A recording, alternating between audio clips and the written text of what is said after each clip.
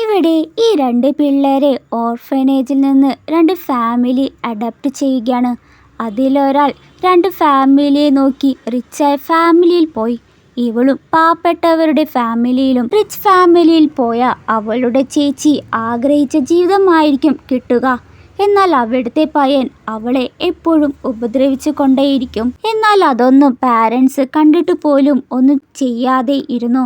ദാരിദ്ര്യത്തിൽ നിന്ന് ഇവൾ വളർന്ന് ഇവളെ ഒരു സ്നേഹനിധിയായ ഒരു കോടീശ്വരൻ അവളെ വിവാഹം ചെയ്തു. അവളുടെ ജീവിതം തന്നെ മാറി.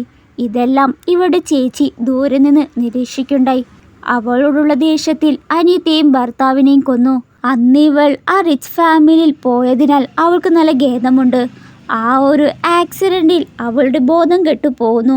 പിന്നീട് കാണിക്കുന്നത് അവരുടെ കുട്ടിക്കാലമാണ്. വീണ്ടും അവർ കുട്ടികളായി പുനർജനിച്ചിരിക്കുന്നു. ഈ പ്രാവശ്യം ഈ രണ്ട് ഫാമിലിയിൽ ആരെയാണ് ചൂസ് ചെയ്യുക എന്ന് ചോദിക്കുമ്പോൾ ചേച്ചി പാവപ്പെട്ട വീട്ടുകാരുടെ അടുത്തേക്കോടി. അനിയത്തി ആ റിച്ച് ഫാമിലിയിലേക്കും. റിച്ച് ഫാമിലിയിൽ ഇവളെത്തുമ്പോൾ ആ ചെക്കൻ അവൾക്ക് ചീത്ത കേൾക്കാനായിട്ട് ടേബിളിൽ സൂപ്പ് ഒഴിക്കും.